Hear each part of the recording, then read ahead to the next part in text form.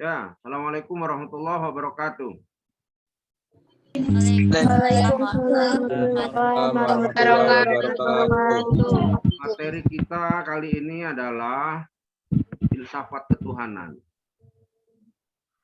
Jadi kalau kita bahas tentang filsafat secara umum, filsafat itu kan ilmu yang mengedepankan akal, logika. Nah, di sini ditambahi filsafat ketuhanan, maksudnya adalah ya mengetahui keberadaan Tuhan, Allah di sini dalam hal ini itu menggunakan akal, itu maksudnya filsafat.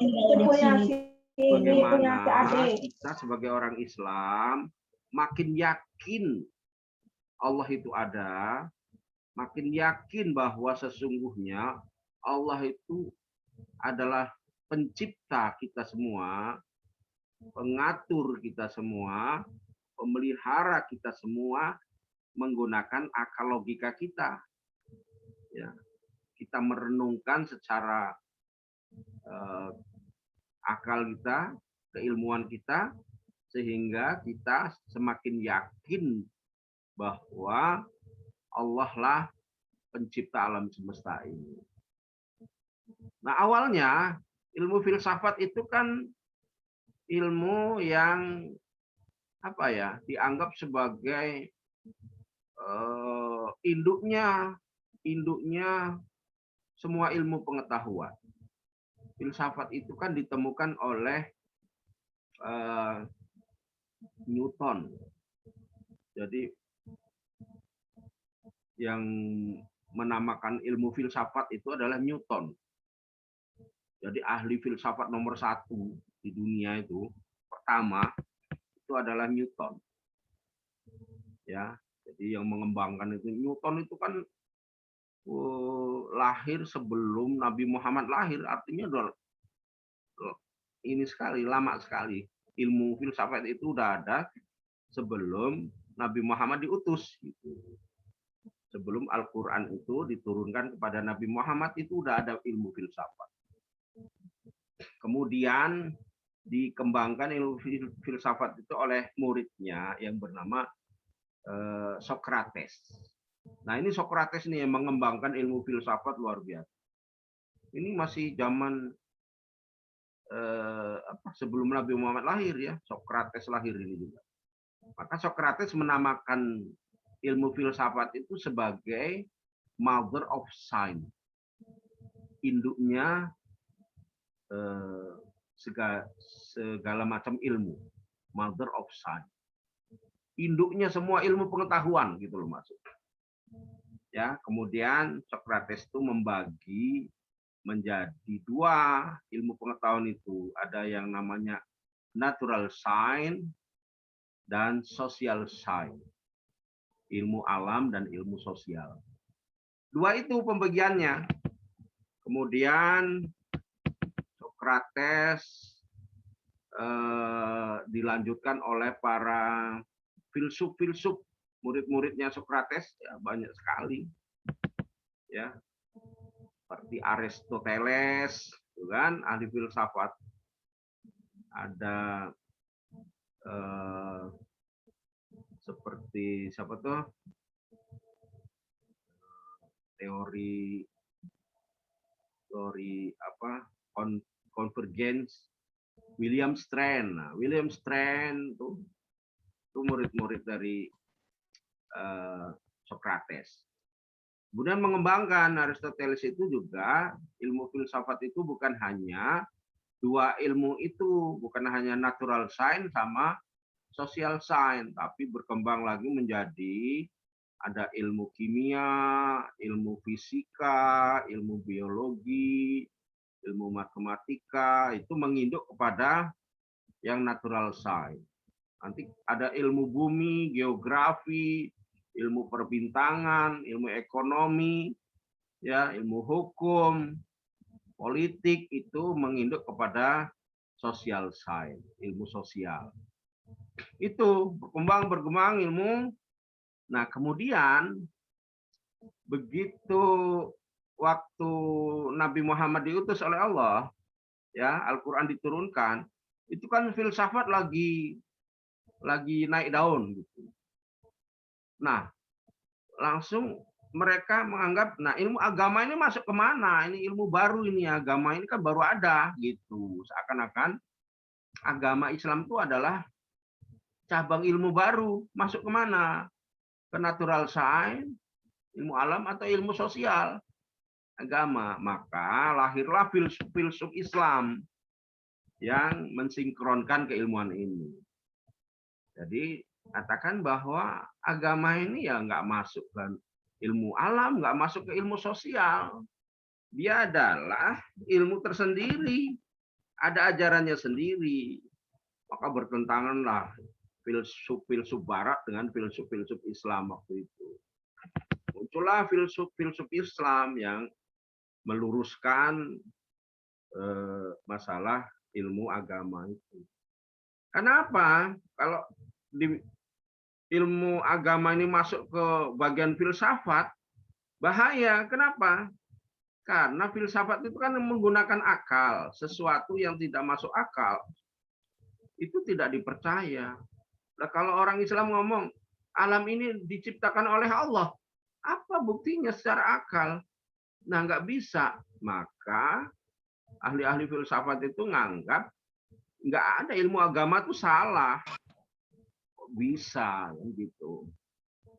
Makanya bagaimana para filsuf Islam itu mendekatkan ini. Bisa kok.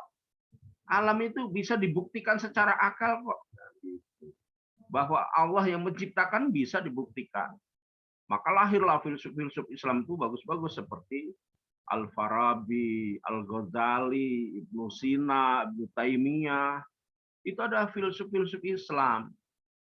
Aslinya dalam Islam itu nggak suka dengan ilmu filsafat.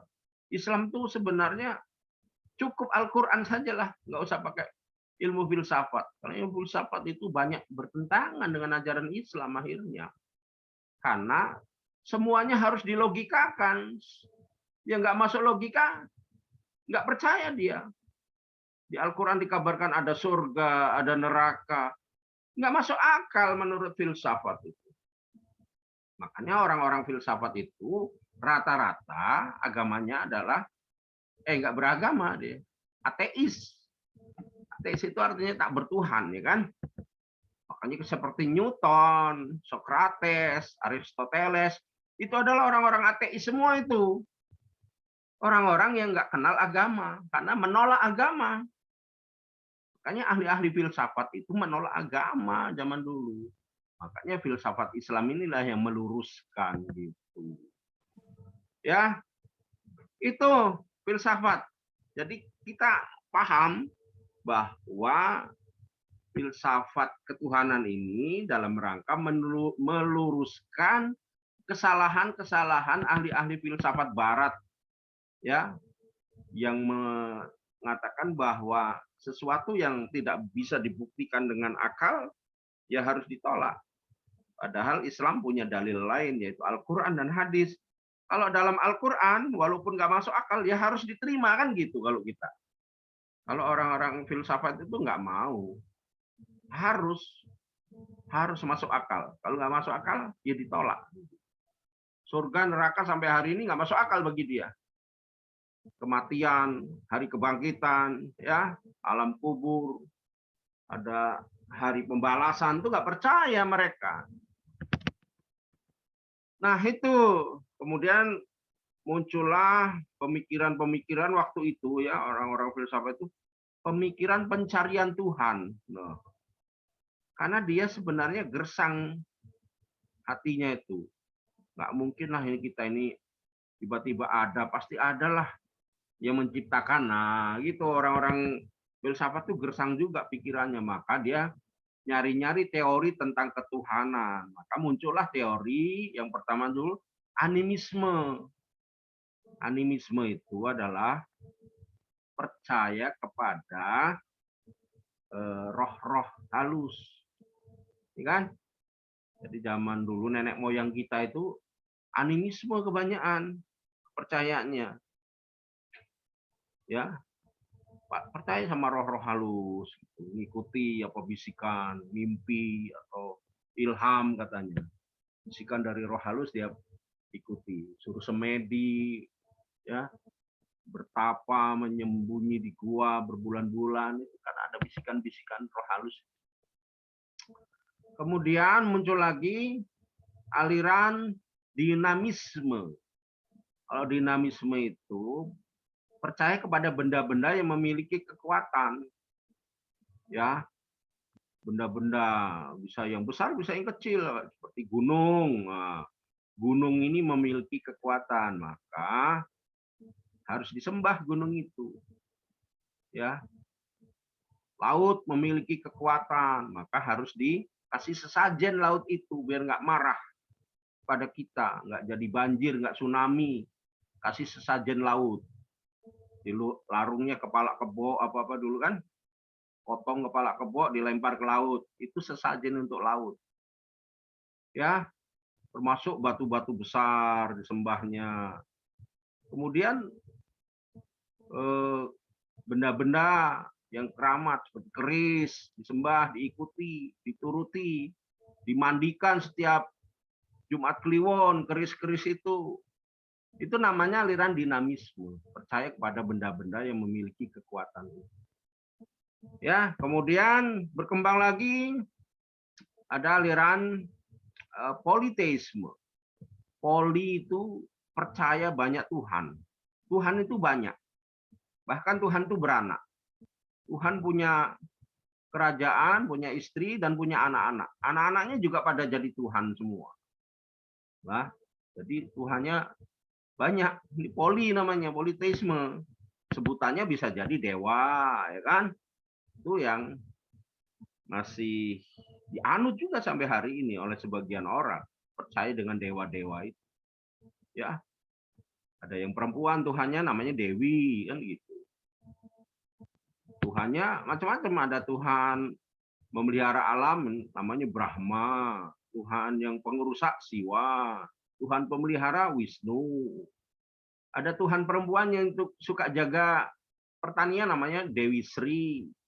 Ada Tuhan yang mengurusi keberuntungan seseorang namanya Dewi Fortune. Nah, gitu kan? Dewi Fortuna itu masih dipakai. Namanya aliran ini politeisme. Nah, begitu Islam masuk, Islam nggak mengenal itu animisme, dinamisme, dan politisme. Maka ajaran Islam itu adalah monoteisme murni. Mono itu artinya adalah satu. Monoteisme artinya hanya percaya kepada satu Tuhan, yaitu Allah Subhanahu wa Ta'ala. Maka ajaran Islam dikenal sebagai ajaran monoteisme murni. Yang lainnya semu. Ngomongnya Tuhannya satu, tapi ternyata banyak. Ada ajaran Trinitas, tiga dalam satu misalnya. Tuhan Bapa, Tuhan Anak, dan sebagainya. Ajaran yang lain ada Tuhan-Tuhan yang lain. Mana yang satu, benar-benar satu Tuhannya, hanya ada di Islam. Itulah maka ajaran Islam dinamakan sebagai ajaran monoteisme murni. Ini materi kita, sebenarnya larinya ke sana.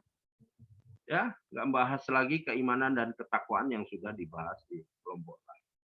Ya, silakan kalau ada yang ingin didiskusikan. Assalamualaikum warahmatullahi wabarakatuh. Waalaikumsalam warahmatullahi wabarakatuh.